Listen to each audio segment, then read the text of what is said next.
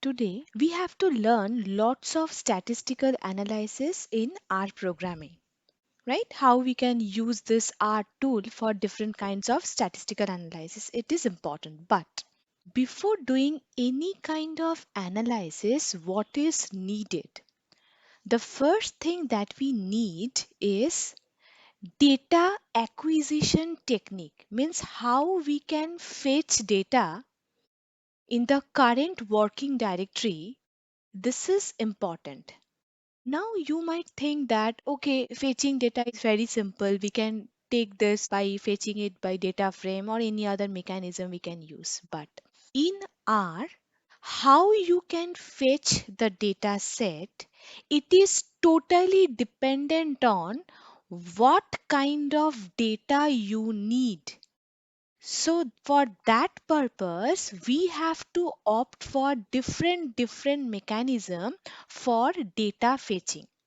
Now, I am giving you one simple example where we will learn three different kinds of mechanisms, and there are lots of things to learn over here. See, this is the practical hands-on that we are going to learn today. But if you see this one, see here we have three segments. Means we are going to learn three different mechanisms. Now let's start with this option. Means whenever consider a situation where you have some data set and this data set is already there in some repository. Repository means in machine learning we will have some free dataset repositories from where we can access data. So for an example, say I'm going to access cancer data, right? So at this point of time, what should be the code that we should run to extract that data file? So what is our first technique? First technique is, let we are assuming that we are fetching data from some repository. Here I am using UCI machine learning repository, right? Now here you have to remember 2 points. So whenever you are going to fetch data, your raw data will be in the TXT format. This will be the one probability. Or else nowadays we are getting data from UCI which is in CSV format also. Right? This both kind of formats are available. So I have fetched one kind of cancer data where this data set is collected directly from UCI in CSV format. However, there is one more option. That is, if the repository has the data file in TXT format, then you can convert it into the CSV format. So how to convert it, I will let you know. But the shortest option is, there is one website or there is one repository, I must say, that is known as Kaggle. From Kaggle, you can directly download the processed CSV file format. So Kaggle basically extract data from UCI and process those data into CSV format. Anyways, so what is our first technique? Our first technique is, we are assuming that we are fetching data from some repository. Now at that point of time, what should be the syntax?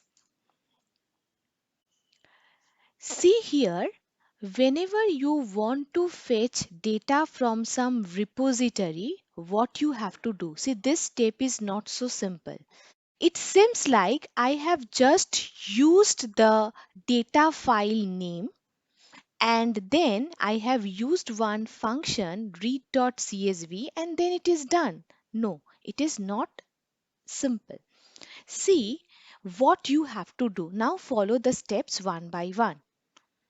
So, first we are learning the first mechanism of data acquisition from some machine learning repository. So, the first point is how to fetch the data. See, here the dataset name is this one. It is in CSV format.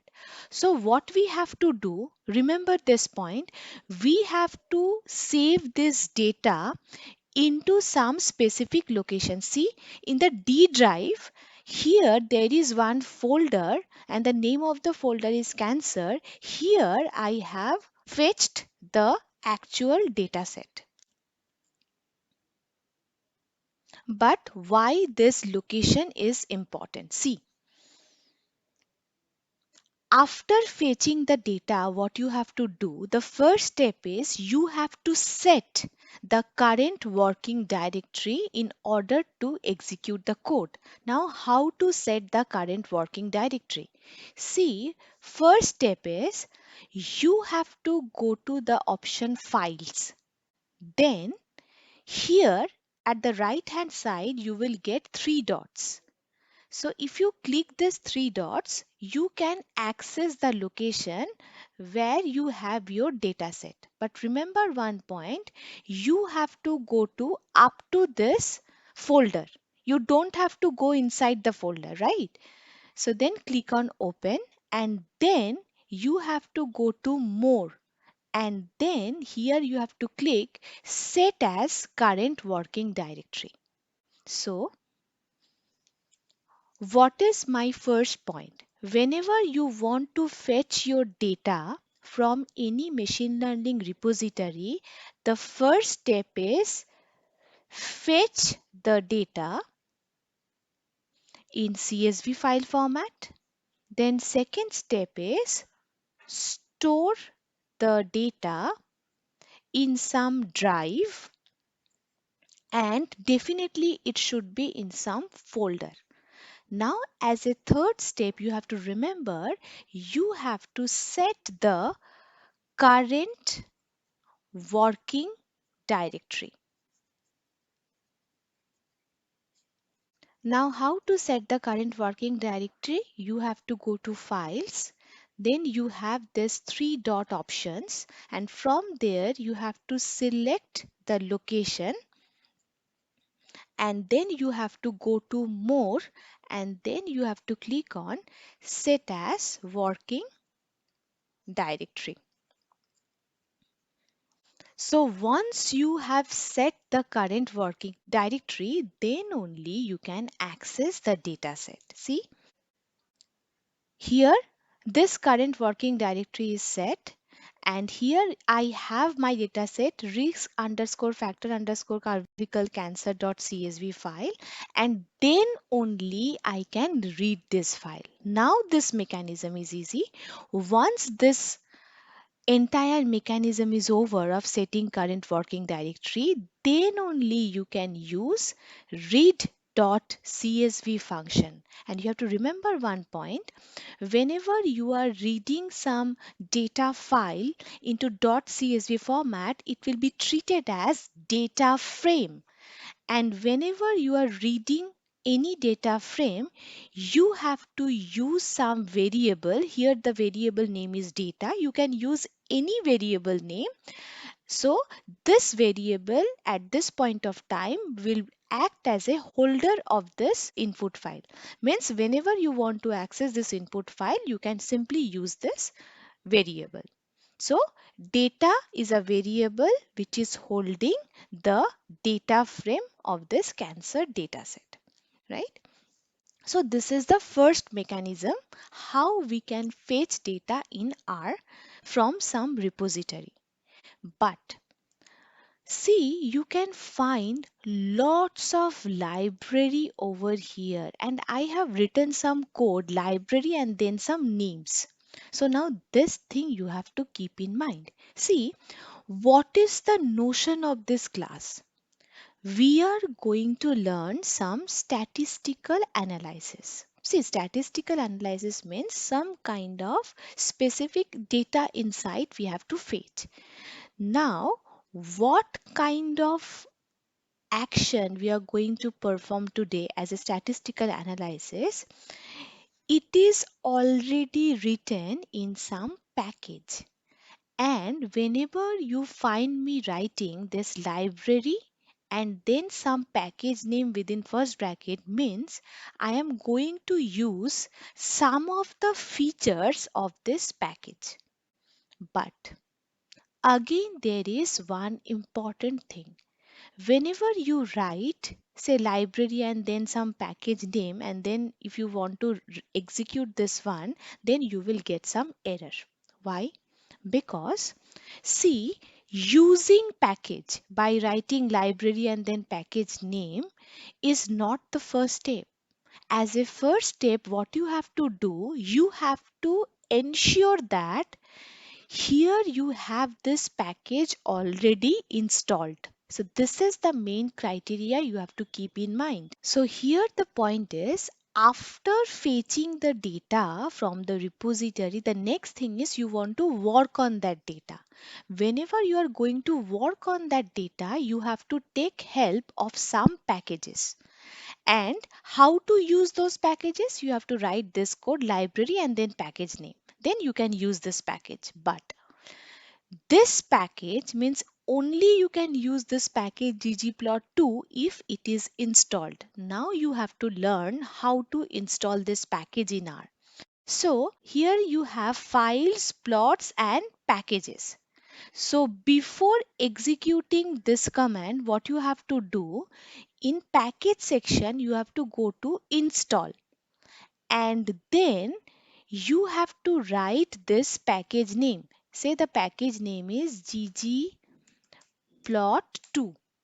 and then here you have to click install, right?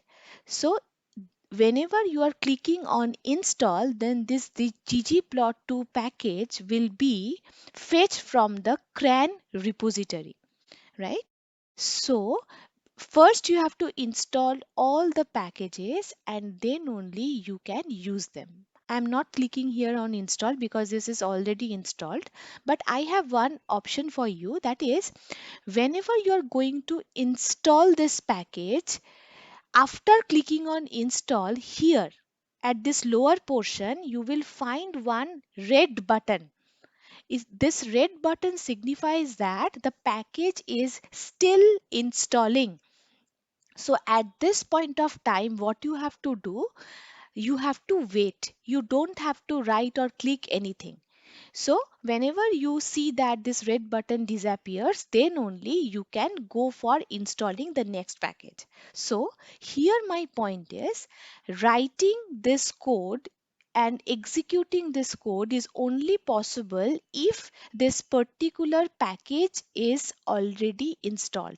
And this is how you can install any package in R, and it will take few seconds of time. So it is very easy to install.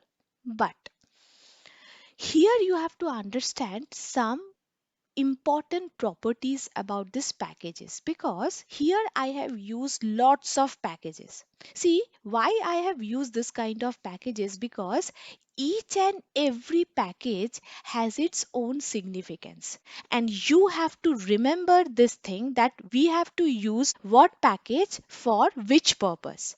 This thing you have to always keep in mind, right? Now, here I have mentioned most common packages that are useful for statistical analysis in R. And always you have to remember the working functionality of each and every packages. Means if I am using ggplot2, so what I am going to achieve. So this thing I am going to discuss. So let's start about this packages, because you have to remember each and everything. So I just want to tell one point. We are learning vectors and factors, and today we are basically learning about data frames. This is the data frame that we are fetching. Now after using this data frame, we have to use this data for some important analysis. So for that analysis, we are using all these packages. Now let's start with these packages. Now let's start with the first package, which is known as ggplot2. So this ggplot2 is included in the package. So this is already included in the package, and the package name is tidy verse package. So you can say that's a concept of nested package. So one package inside another package. This thing you have to remember. This package is kept inside tidyverse, tidyverse package. And you can also write it as library, this one, tidyverse. Both things are acceptable. You can write library then ggplot2, or else you can write library or tidyverse. So why we are using this package? Because ggplot2 is a plotting package, and it provides some helpful command to create complex kinds of plots using data frames. This thing you have to keep in mind. So today we are dealing with CSV files, and I have fetched this file in the data frame format. So whenever we are going to plot some details or insight about this data file, so this plotting action is only possible whenever we use ggplot2.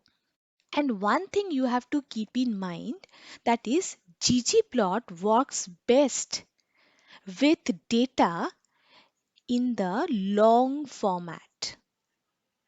Now, what is this long format? See, long format means a column for every variable and row for every observation is available. Means, see here, I am using here ggplot2 in order to access this CSV file. Now, if you observe this CSV file, see here we have long data format, means columns for every variables and every row of observation, everything is available over here. So for this kind of data file, ggplot2 works the best. So whenever you are dealing with this kind of data, go for ggplot2, right? So this is all about ggplot2. Now we have another package, that is dplyr. See, I have already used dplyr over here. Now we have to understand what is the working functionality of dplyr. So this is definitely a package, and this package provides consistent set of verbs that help you to solve most common data manipulation challenges. See, if you ask me this question, okay, we understand that DP layer is used for data manipulation. So manipulation means what? See, whenever we have our data frame, sometimes we have to mutate the data. And for that purpose, we have the function mutate. So mutate means, say we want to add some new variables that are already not present in the existing files. So if you want to add something, add some new variable in my existing data frame, so at that point of time it is known as muted. So muted is one kind of data manipulation. So whenever we want to use this kind of function, we have to use this package dplyr. We have another data manipulation techniques just like select. Select means it is again a function which is helpful in picking variables based on their names.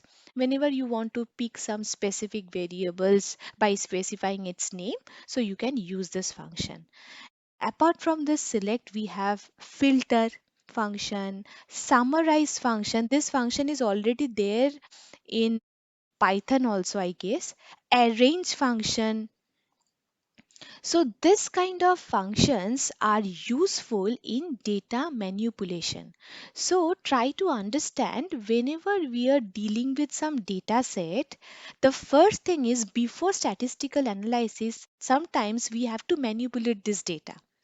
And for that purpose, this package dplyr is very much important. Now I want to tell you just one or two word about this filter, summarize and arrange that we are going to use. See, filtering means it will pick up some case based Their value means if you want to specify or if you want to pick some subset from your existing data set, then this filter function is used. Means you are fetching or filtering some amount of data from your existing data.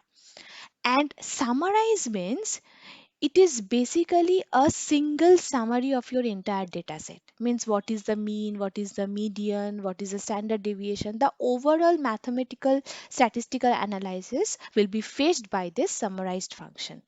And arrange means it is nothing but whenever you want to arrange the ordering of your rows. In your data frame, if you want to arrange the row ordering, then you can use this function. Anyways, all these functions, mutate, select, filter, summarize and arrange, comes under data manipulation technique. And for that purpose, dplyr package is used. Now we have to learn about the next package. Now see, this package name is something unusual. CARET. And this is one of the most useful package that we are going to use. So the package name is CARET. Definitely it is a package. See, it is an abbreviated form basically. CARET is a short form of classification and regression training. So from this name you can guess what is the purpose of this package. So basically this package contains some functions to streamline the model training process for complex regression and classification problems.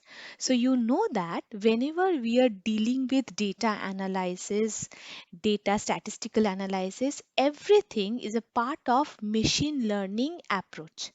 And machine learning approach means we have some algorithm to classify or to perform some regression analysis. So whenever we are going to design any classification or regression kind of task, so at this point of time, this package is useful. I think the definition of a package now it is clear to you all. So we can say that package is just like a container, right?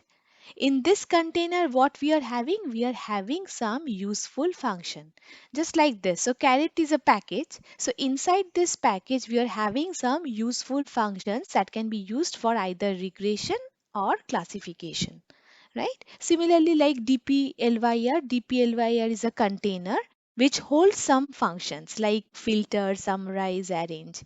So this is the basic concept of package that we are dealing with. So remember this point whenever we are going to perform any classification or regression kind of activity, then this package we need CARET, classification and regression training package. Now see here we have another strange name, Boruta package.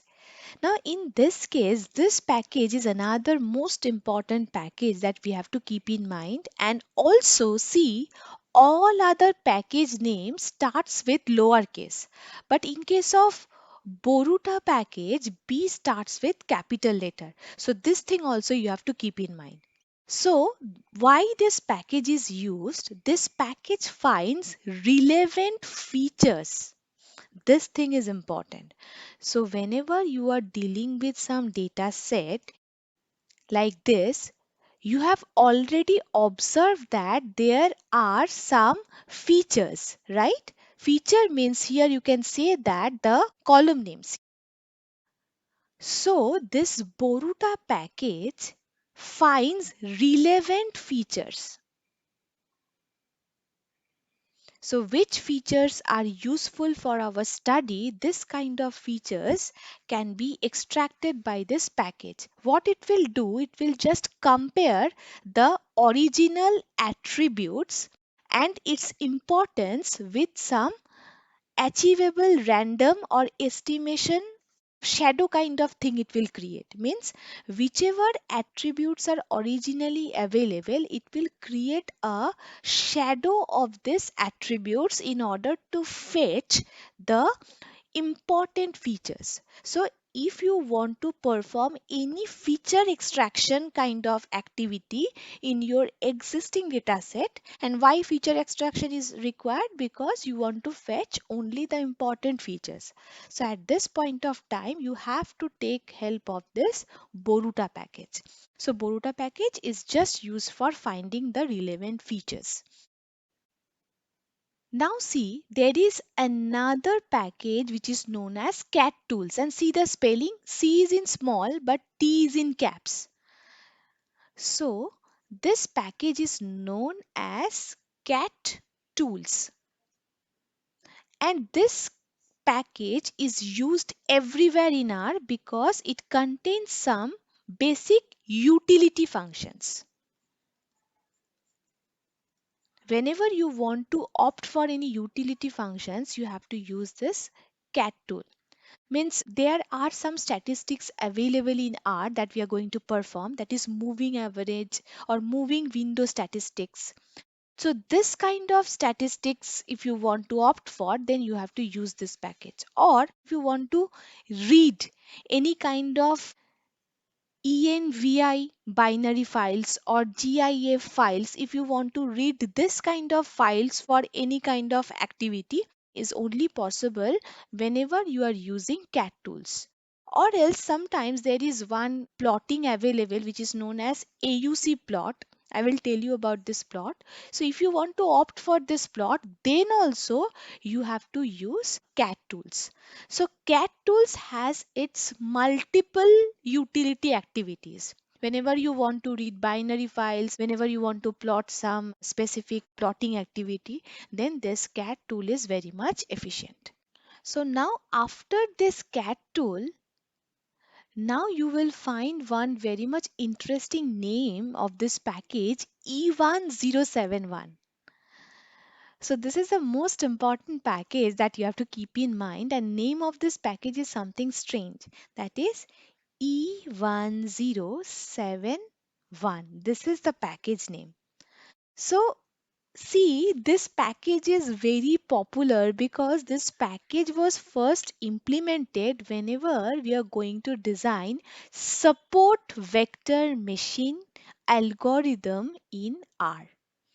So what is the support vector machine algorithm? See, this algorithm is a kind of supervised machine learning algorithm. Anyways, I am not going into the details, but you have to keep in mind whenever we are going to design some activity related to support vector machine. Activity means support vector machine either can perform classification or it can perform regression. So whenever we want to perform classification and regression on our given data set, then we are going to use SVM definitely. So implementation of support vector machine is only possible whenever we have this package E1071. So this is the most usual package for SVM implementation in R. Now see, we have another package which is known as rpart and random forest. These two packages are also used for machine learning activities, but we have to know details about this rpart. See, whenever I am talking about rpart package, see, it is a powerful machine learning library, you can say, ML library in R, and it is mainly used for building classification and regression trees. Now don't get confused. See, in case of machine learning, we know that we have classification and regression activity, and for performing this kind of activity we can use many kinds of algorithm, right? SVM is one of them, but some algorithms will follow the tree data structure. So, whenever you want to perform classification or regression activity using tree data structure in machine learning, at this point of time, rpart package is used. And similarly, there is another package, random forest. So, this package is used for definitely regression. So, In case of R part, you can apply classification or regression activity using tree data structure. But whenever you are using this package random forest, it can only implement the concept of regression in machine learning. And one thing, you just make a note what kind of algorithm it will use. This random forest package will perform regression on the basis of some algorithm, and this algorithm is known as Bellman's random forest algorithm. So whenever you are using this package means you are performing regression. You are performing regression means there will be one question that what kind of algorithm you are using. So Bellman's random forest algorithm it will use, right? But one thing I want to tell you, this thing also you have to keep in mind. This random forest package can be used for unsupervised learning also. So unsupervised mode of assessing proximities among data points are also possible using this package. Try to understand. So this random forest package does not imply that always it is creating something which is related to random forest. If you want to assess the proximity among your data points in case of unsupervised learning mode, this thing also you can implement using this package random forest. So these are the basic packages that we are going to use in case of R. So here my point is whenever you are dealing with data frames, the first thing you have to keep in mind after accessing the data frame, what is my next step? Say if you want to perform some simple mechanism just like simple plotting mechanism, then you need only one package, that is ggplot2. But if you want to create some SVM based implementation, means support vector machine based implementation, where using this dataset you want to perform some classification, so at this point of time you need E1071 package.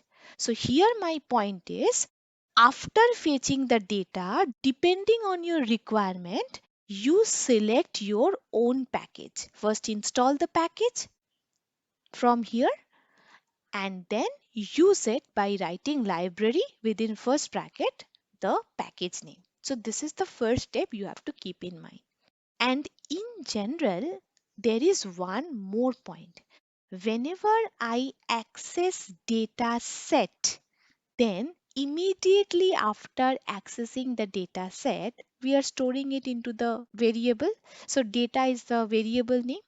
You can say that data is a data frame holder. So after this, I would like to use this glimpse function. So why this glimpse function is useful, just let me explain this one. So after fetching the data, always you just try to use this function glimpse.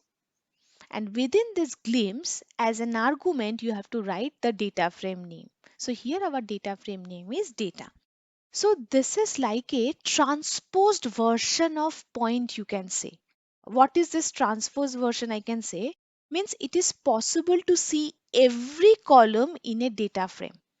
Means whenever we are dealing with this kind of large data set, it is not always possible to see each and every column, right? So if you use glimpse function, it will create a transpose kind of version in order to print the outcome, means in order to create a visual effect of your data set. So as a result, if you use glimpse, means it is possible to see every column in the data frame, right? So that's why this glimpse function is very much efficient. So at a shot you can visualize your entire data set. So this is the first approach, and these three steps you have to keep in mind. Now I have used the second approach, means I have already fetched another data set which is known as Titanic data set. It is another important data set and I have done the same thing. So that this step is just similar to the previous step. That is, I have to fetch this data set from a repository. So after fetching the data set, what you have to do? You have to create one folder in a directory where you can save this data set, right? So this is my data set. So for accessing this data set, you have to go to files, then you have to click on these three dots, and then you have to set the current working directory. So within the Titanic is the folder, this one, where I have my data file. You don't have to click here. Just to right click on open and then go to more and set as working directory. So this is how you can set the working directory. So now see here, after that you have to use read.csv and then you can read this one. Now there are some activities mentioned over here that you can directly perform on your data set. That is head, tail. Means first 5 data points you can see, last 5 to 6 data points you can see. Head and tail is used to show some initial and some bottom data points. But along with that, see here you have three interesting functions: names, str, and summary. These three functions are very much useful in order to access your data frame. So now you have to understand why we need this names function. It is used to get or set the name of an object. So whenever you want to fetch the object name, or if you want to set the object name, at this point of time you have to write the function names, and then inside this you have to write the variable name in which you have your data frame, right? So here names t means you can get or set the names of an object. So basically this function takes object, or you can say that it is a vector, or it is a matrix, or it is a data frame. Means it does not matter what is your data file. If your data file is in vector format, or it is in matrix format, or it is in data frame format, anything you can pass as an argument for this names function. So in our case we are dealing with data frames, and t is a data frame that I am passing. So this is the utility of this names function. Also we have another function str. See, this str function in R is also very much important, and it is used for displaying the internal structure of R object. So whenever we are dealing with some data sets, sometimes we are interested about some internal mechanism or internal structure of the R object. So at that point of time, you can use str, right? str and summary function basically used interchangeably. Both are basically same, but str can display more details factors than summary function. So this is the very basic concept that we have to keep in mind. So while doing the statistical analysis, we will check what is the difference between this str function and summary function. So anyways, here my point is, whenever you are fetching some data set, so you can try out all these functions in order to see some analysis, basic analysis. But the most important thing that you have to keep in mind is the as factor term. And also whenever you are using this as factor, and see here I have written T dollar and say passenger ID. So the syntax of this as factor is very much easy. Inside this as factor, here you have to write the variable name in which you have the data frame. See, T is the variable name in which you have your data set. Then dollar means if you want to access some variable in R, you have to use dollar sign. And what variable I'm going to use? This passenger ID is the column name in the Titanic dataset. So why this as factor we are using?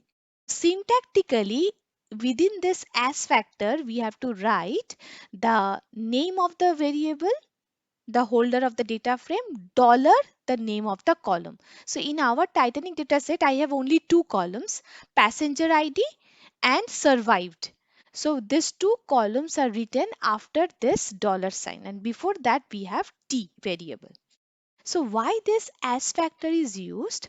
See, this as factor specify a column type, means if the column type is a factor type or not. Also it can deal with some categorical enumeration kind of data types. So here T is the data frame. You can say that it's a factor kind of thing that it is dealing with. But if you ask me this question, that is why we are using this as factor function, I can say that it is a built-in function that can convert a column. See, in our case, passenger ID is a column. So it can convert a column from numeric to factor. We know that what is this factor data type. I have already discussed in the previous class. So whenever you want to perform some kind of conversion, numeric to factor, so for this kind of activity, you have to use as dot factor. I'm just giving you one simple example. The basic syntax of factor will look like as dot factor, and then you can write x. So what is this x? This x is basically the column in the object or the class or in the data frame. So here you can pass the column name, but whenever you are dealing with data frame, what happens? While dealing with data frame, you have to write the variable name in which you have the data frame, and then only you can access the column name. While accessing the column name, you have to keep in mind it is acting like a variable.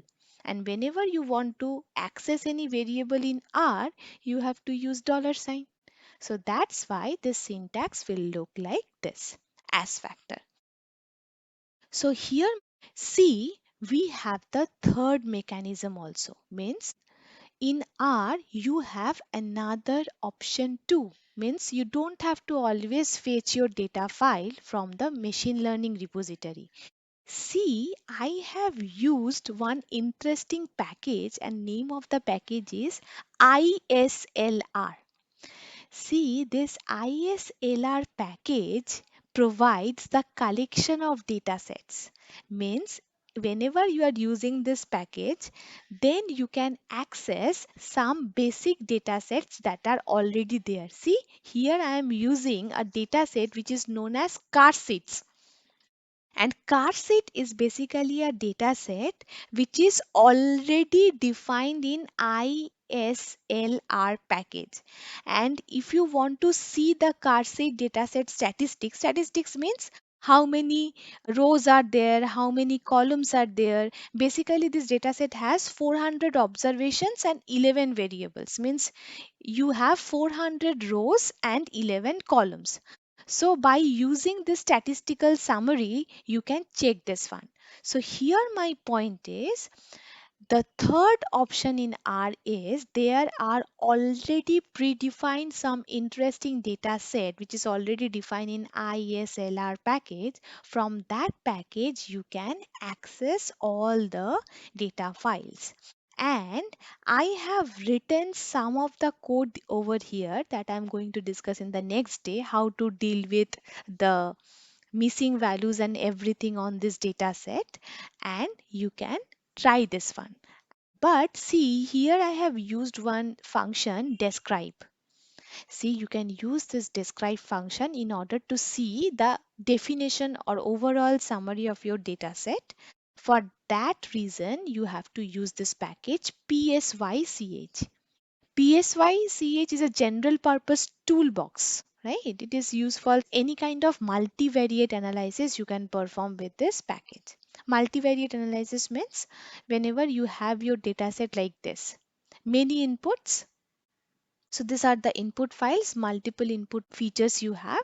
this is your multivariate analysis. So definitely this CARSIT data file is having 400 of rows, but multivariate means it has 11 observations, it has 11 columns. So definitely it's a multivariate kind of data file.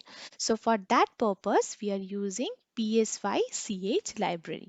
And here, by this set of lines, what I have done, in this data set, there is no missing value. Here I have randomly generated some missing value in order to show that how to create missing values into some data set randomly.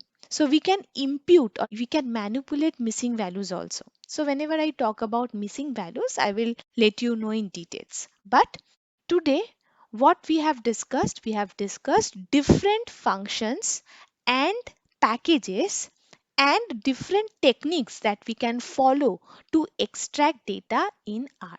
So whenever we are going to perform any statistical analysis in R, any of the approach you can follow to fetch the data set. Either you can fetch the data set from any repository or you can use this package ISLR directly.